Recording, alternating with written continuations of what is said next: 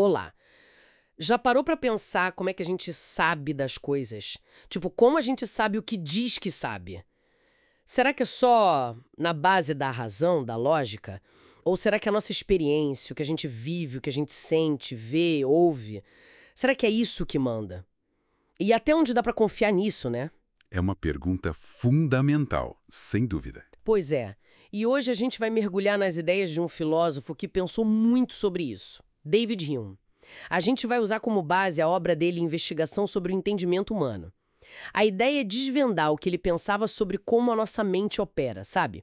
De onde vêm as ideias, como funciona essa história de causa e efeito e quais são os limites do nosso próprio entendimento.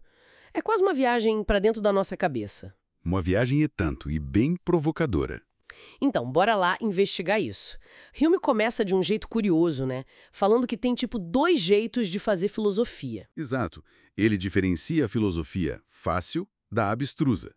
A fácil é mais, prática, focada na ação, na moral, usando exemplos para inspirar a gente a ser melhor, com uma linguagem mais, digamos, acessível. Parece bem útil para o dia a dia. Mas aí ele fala dessa outra, a abstrusa, a difícil. Por que ele defende essa que soa tão acadêmica, distante? Boa pergunta. É que essa filosofia difícil, mais especulativa, ela vai fundo nos princípios por trás de tudo, do entendimento, da moral, do jeito que a gente raciocina.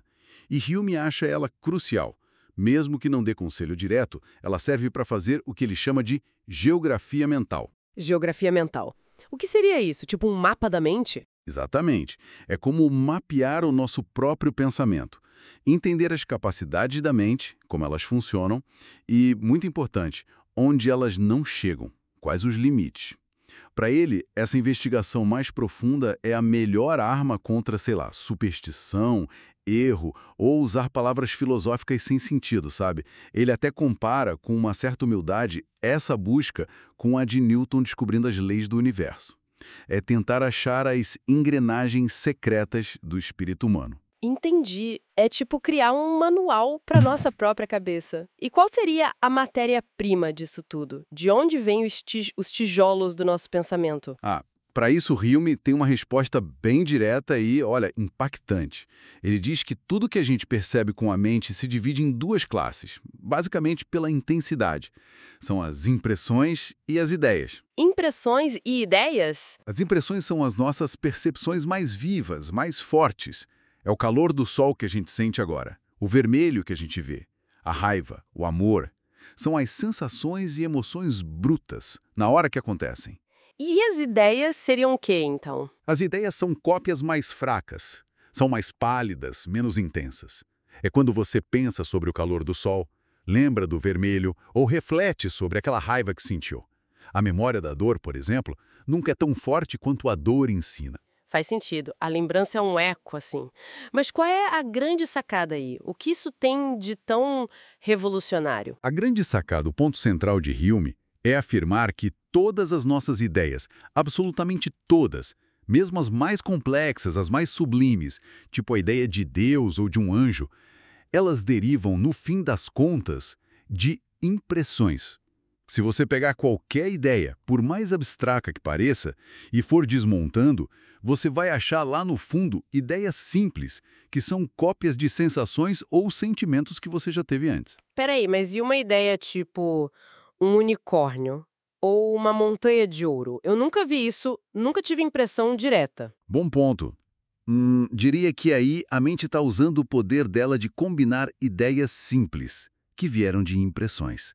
Você tem a ideia de cavalo, cópia da impressão de ver cavalos, e a ideia de chifre, cópia da impressão de ver chifres. A mente junta. O mesmo para a montanha de ouro. Ideia de montanha, impressão de ver montanhas, e ideia de ouro, impressão de ver ou tocar ouro. A matéria-prima, os blocos básicos, vêm sempre da experiência. Ele usa até a ideia de Deus. A gente pensa em Deus como infinitamente bom, sábio. Mas de onde vêm as ideias de bondade e sabedoria? Da nossa experiência com essas qualidades em nós ou nos outros, só que a gente amplifica isso ao infinito. E ele tem provas para essa afirmação tão forte? Ele oferece dois argumentos principais. Primeiro, ele desafia. Tente achar uma ideia que não possa ser rastreada até uma impressão original. Ele acha que não dá. Segundo, ele aponta para casos onde falta a sensação. Uma pessoa que nasceu cega não tem a menor ideia do que é a cor azul. Um surdo não faz ideia do que é um som. Se por acaso essa pessoa recupera o sentido, aí sim vêm as impressões e as ideias podem se formar. A falta do canal sensorial impede a ideia. Isso é interessante, ele menciona um contra-exemplo, né? Aquele da tonalidade de azul. Sim, o famoso caso da tonalidade de azul ausente. Ele imagina alguém que viu todas as tonalidades de azul, menos uma. Será que essa pessoa poderia imaginar essa tonalidade que falta? Hume concede que talvez sim, mas considera uma exceção tão singular que não derruba a regra geral. E qual a utilidade prática disso tudo? Para que serve esse critério? É uma ferramenta de limpeza filosófica poderosa para ele. Se você pega um termo filosófico muito abstrato, tipo substância ou essência, e fica na dúvida se aquilo significa algo real ou é só jargão, Hume diria para perguntar: de qual impressão essa suposta ideia deriva? Se não tiver resposta, se não der para conectar com uma experiência concreta, sensorial ou emocional, então talvez o termo seja vazio, sem significado. Isso ataca diretamente, por exemplo, a ideia de ideias inatas de Descartes. Para Hume, nada nasce sabido. Tudo é construído a partir da experiência. As impressões podem ser naturais, mas as ideias são cópias. Ok, entendi. As ideias vêm das impressões. Mas elas não ficam soltas na nossa cabeça, né? Elas se conectam, formam cadeias de pensamento, histórias. Como que isso acontece? Isso não é um fluxo caótico. Hume percebe que existe uma espécie de cola suave entre as ideias, princípios que fazem uma ideia puxar a outra. Ele identifica três principais: semelhança, contiguidade no tempo e espaço e causa ou efeito. Semelhança, contiguidade, causa e efeito. Pode dar exemplos? Claro. Semelhança. Você vê um quadro, uma pintura, e isso te faz pensar na pessoa ou paisagem original. Contiguidade. Você pensa num cômodo da sua casa, e isso te leva a pensar no cômodo ao lado ou no andar de cima. As ideias estão próximas no espaço ou no tempo. E causa o efeito, que é talvez a mais importante. Você pensa num ferimento e logo pensa na dor que lhe causa. Vê fumaça e pensa no fogo. Interessante como são poucos princípios, né? E eles explicam só o nosso pensamento solto ou servem para mais coisa? Servem para muito mais. O Jung usa isso para explicar, por exemplo, como as narrativas funcionam, como histórias e poemas são construídos. Para uma história fazer sentido e prender a atenção, as partes precisam estar ligadas por esses princípios. Um historiador pode usar a contiguidade para contar eventos de uma mesma região ou época, mas a conexão mais poderosa, especialmente para ensinar e entender o mundo, é a de causa e efeito. Seguir a sequência de o que causou o quê é natural para nossa mente e nos ajuda a entender e até prever. Quer dizer que o jeito que a gente conta a história espelha o jeito que a mente organiza as ideias. Tipo, naturalmente? Exatamente. Aquela unidade de ação que o pessoal da literatura fala, por exemplo, funciona porque explora essas conexões que a nossa mente já faz, principalmente a de causa e efeito. Cria uma experiência coesa que faz sentido para a gente. E quanto mais vívida a narrativa, como num poema ou drama, mais fortes essas conexões precisam ser para manter o impacto. Fascinante. Agora, além de como as ideias se ligam, Hume também fala de como a gente usa essas ideias para raciocinar, né? Tem outra divisão importante aí. Correto. Ele faz uma distinção crucial sobre os tipos de coisas que a nossa razão pode investigar. Ele separa as relações de ideias das questões de fato. Relações de ideias. O que seria isso? Matemática. Exatamente. Matemática, geometria, lógica. São verdades que a gente descobre só pensando, analisando as próprias ideias. Tipo, o quadrado da hipotenusa é igual à soma dos quadrados dos catetos. Ou 2 mais 2 igual a 4. A característica principal é que negar uma relação de ideias gera uma contradição. Você não precisa olhar para o mundo para saber que são verdadeiras. Elas são certas a priori. E as questões de fato seriam todo o resto. Basicamente, sim. São afirmações sobre como o mundo é, sobre existência e acontecimentos. O sol vai nascer amanhã, essa cadeira é marrom, choveu ontem. Para saber se são verdadeiras, a gente precisa da experiência, da observação. E o ponto crucial aqui, o contrário de uma questão de fato é sempre possível. Nunca implica uma contradição lógica. É perfeitamente concebível, por exemplo, que o Sol não nasça amanhã, mesmo que a gente ache muito improvável. A nossa certeza sobre questões de fato nunca é absoluta como na matemática. E a causa e efeito, onde entra nessa história toda? Ela é a base de todo o nosso raciocínio sobre questões de fato que vão além da nossa percepção imediata ou da nossa memória. Se você acha uma carteira na rua e conclui que alguém a perdeu, você está usando a relação causa-efeito. Mas, e aqui vem o grande mais de Hume, ele argumenta que o nosso conhecimento dessa relação causa-efeito vem inteiramente da experiência. Não tem como descobrir causas e efeitos só usando a razão, antes de qualquer experiência. A priori, nada feito. Opa, peraí. Como assim? Eu não posso olhar para uma bola de bilhar indo em direção à outra e deduzir que ela vai fazer a outra se mover? Ou olhar para o fogo e saber que ele queima? Isso parece óbvio. Parece óbvio, porque a gente já viu isso acontecer milhares de vezes. Mas Hume pede para a gente fazer um exercício mental. Imagina o Adão no primeiro dia de vida, vendo água pela primeira vez. Só olhando para ela, transparente, líquida, ele poderia deduzir que ela pode afogar? Ou, vendo fogo pela primeira vez, poderia deduzir que queima e consome madeira? Hume diz que não. O efeito afogar, queimar, é totalmente diferente da causa água-fogo. Não tem nada na análise puramente lógica da água que diga afoga. A gente poderia imaginar outros efeitos. O mesmo para as bolas de bilhar. A gente só sabe o que vai acontecer porque a gente viu acontecer antes. A razão, sozinha, não descobre as leis da natureza. Igual ao passado. Qual a base lógica para isso? A ciência inteira depende disso, né? Exatamente. Você chegou no famoso problema da indução de Hume. Se a única razão para eu acreditar que este pão vai me alimentar é porque pães me alimentaram no passado. Eu estou assumindo uma coisa, que o futuro vai se parecer com o passado. Mas como provar essa coisa? Não dá para provar com a lógica pura, por demonstração, porque, como a gente viu, é logicamente possível que o curso da natureza mude. Não há contradição em imaginar que amanhã o pão seja veneno. E não dá para provar usando a própria experiência. Tipo dizer, mas até hoje o futuro sempre foi parecido com o passado. Me mostra que isso seria um raciocínio circular. Você estaria usando a regularidade passada para provar que o futuro será regular. Ou seja, você já estaria pressupondo aquilo que quer provar. Parece que a razão não consegue nos dar um fundamento lógico sólido para essa nossa confiança básica no mundo. Nossa, isso é desconcertante.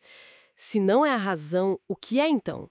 O que faz a gente acordar todo dia esperando que a gravidade funcione, que o sol nasça? Qual é a solução cética de Hume para esse nó? A solução dele é genial, na minha opinião, e tira o foco da razão e põe na nossa natureza, na psicologia. É o costume ou hábito. Simples assim. Não é um cálculo lógico que nos faz esperar o calor ao ver a chama. É o simples fato de ter visto essa dupla chama e calor acontecer junta de novo e de novo e de novo. A repetição constante cria na nossa mente uma inclinação, uma tendência, um hábito que nos faz automaticamente esperar o efeito quando a causa aparece. É quase um instinto que a gente desenvolve com a experiência. Hume chega a dizer que o costume é o grande guia da vida humana, mais até do que a razão. O hábito, como motor da nossa expectativa sobre o mundo. Faz sentido, de um jeito prático. E a crença? Quando a gente acredita que algo vai acontecer, tipo, tenho certeza que vai chover. O que é essa crença se não é só uma ideia na cabeça? Ótimo ponto. A crença também não é um ato puramente racional para Hume.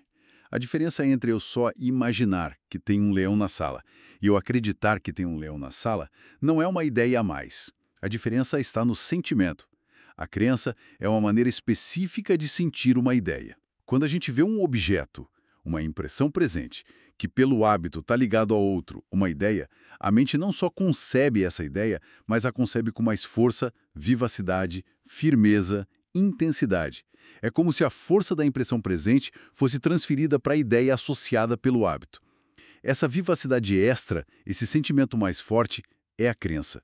É algo que a gente sente, não algo que a gente deduz friamente. Entendi. Então, acreditar é ter uma ideia mais viva na mente, mais intensa, por causa do hábito e da associação com algo presente. E quando a experiência não é sempre igual, sei lá, um remédio que funciona 70% das vezes, como fica o hábito e a crença aí? Aí entra o que Ham chama de probabilidade. Quando a experiência passada não é uniforme às vezes, A leva B às vezes leva C, o hábito ainda funciona, mas de um jeito mais sutil. A mente observa a frequência passada. Se B aconteceu mais vezes que C depois de A, o hábito nos inclina a esperar B, mas não com a mesma certeza total. A força da nossa crença, aquela vivacidade da ideia, se ajusta à proporção das experiências passadas. A gente acredita mais no resultado mais frequente. Ele até distingue entre provas, quando a experiência é 100% uniforme, tipo o sol nascendo, e probabilidades, quando a experiência varia. Certo. Mas ainda tem aquela sensação. Quando a gente pensa em causa e efeito, parece que tem uma força ali, sabe? Que a causa obriga o efeito a acontecer. Uma conexão necessária. De onde vem essa ideia? Se Rami diz que a gente não vê isso nos objetos e a razão não prova. Essa é uma das investigações mais famosas dele. Ele caça essa tal conexão necessária ou poder em todo canto. Primeiro olhando para fora. Quando uma bola de bilhar bate na outra, a gente vê um movimento seguido de outro movimento. Vemos a conjunção constante, mas não vemos nenhuma cola invisível, nenhum poder passando de uma para outra. Depois, olhando para dentro.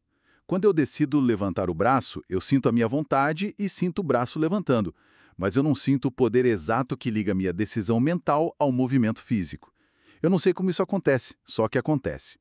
O mesmo para quando eu foco a mente numa ideia. Sinto o esforço, mas não o poder em si. E aquela ideia de alguns filósofos de que só Deus teria esse poder, o ocasionalismo. Isso. Como não achavam esse poder nem fora nem dentro, eles diziam, então o poder real é só de Deus. As coisas no mundo são só ocasiões para Deus agir. Hume acha isso uma fuga. Para ele, é só admitir a nossa ignorância sobre causas comuns e jogar a bola para uma causa que a gente entende menos ainda. Não resolve nada, só leva para a teologia especulativa. Então, se não está nos objetos, não está na nossa vontade direta e não é Deus, qual a origem dessa ideia de conexão necessária, afinal? De onde ela vem para Hume? A resposta é sutil e volta para o observador. A ideia de conexão necessária surge da repetição de casos semelhantes. Depois que você viu A seguido de B muitas vezes, o hábito faz mais do que só te fazer esperar B quando vê A. Ele cria uma transição na sua mente. Quando você percebe A, a sua imaginação é como que levada, determinada a pensar em B. É o sentimento dessa transição mental habitual, dessa determinação interna que o costume criou, essa impressão original da qual a gente copia a ideia de conexão necessária ou poder. Uau! Então a necessidade não está nas coisas, mas no sentimento que a gente tem na nossa cabeça depois de ver as coisas acontecerem juntas repetidamente. Isso, exatamente. A conexão necessária é uma impressão interna, um sentimento de determinação mental que surge do hábito de observar a conjunção constante lá fora. Isso é radical. Ele até dá duas definições de causa. Uma focada na conjunção constante dos objetos e outra focada nessa inferência habitual da mente do observador. Isso muda completamente a perspectiva. Como ele aplica essa ideia toda ao debate clássico sobre liberdade e determinismo? A gente é livre ou nossas ações são determinadas por causas? Mas e a liberdade? Se tudo é necessário nesse sentido, a gente perde a liberdade. Não necessariamente segundo Hume.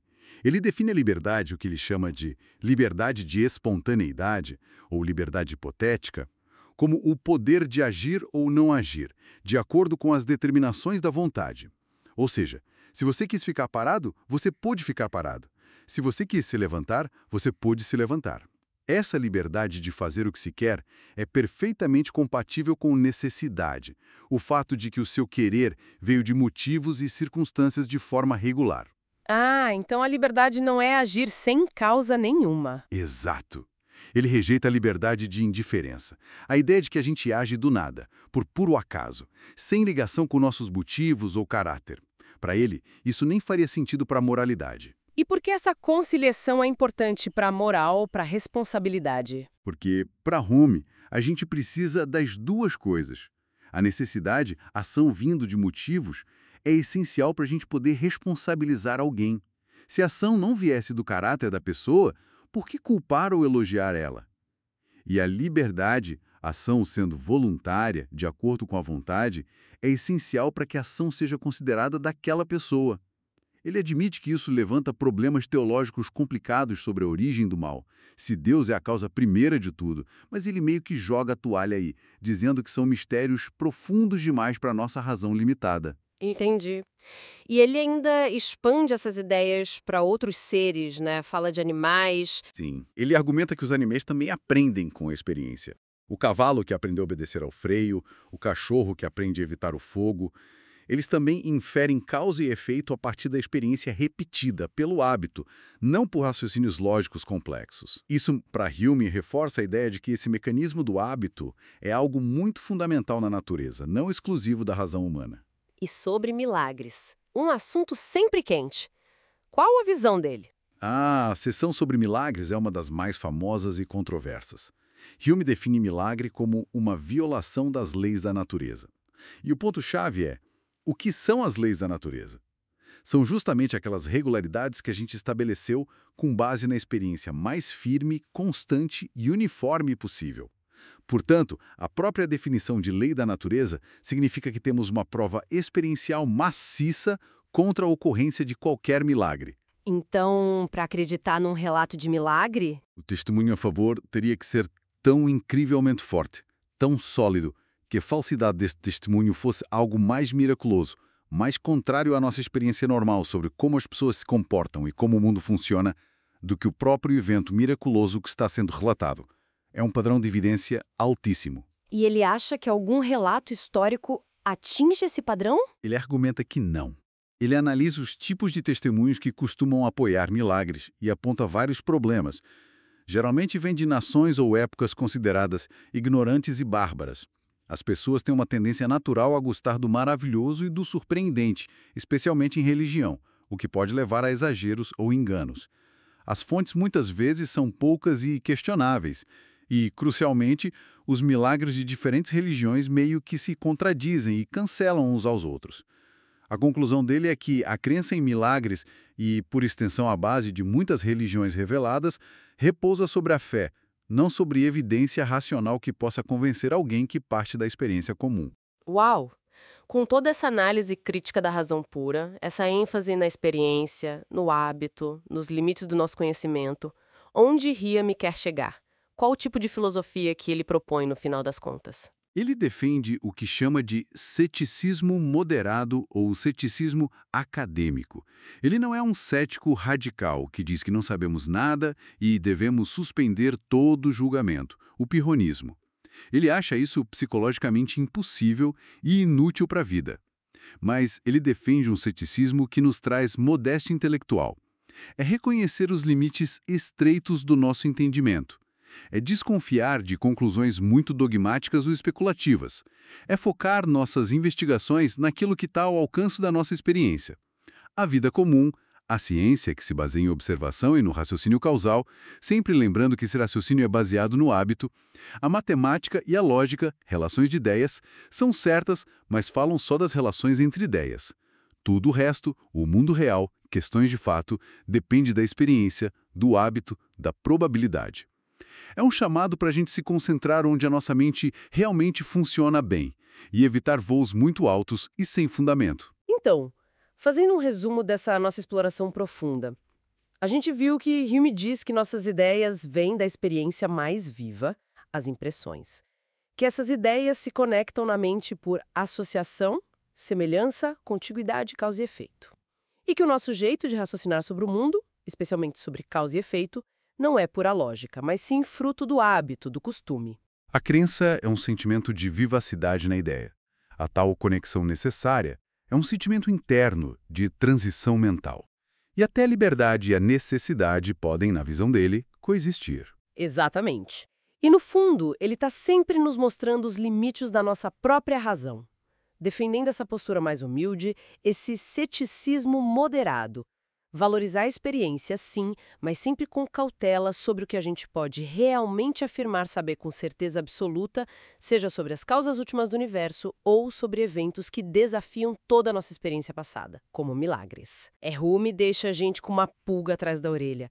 Se o hábito, o costume, o sentimento, se eles são guias tão fundamentais na nossa vida, talvez até mais que a razão pura para formar nossas crenças mais básicas sobre como o mundo funciona, quanto daquilo que a gente considera conhecimento sólido, verdade estabelecida, não é, na verdade, mais parecido com um instinto bem-sucedido, algo moldado pela repetição e pela utilidade prática, do que uma compreensão realmente profunda das coisas como elas são em si mesmas?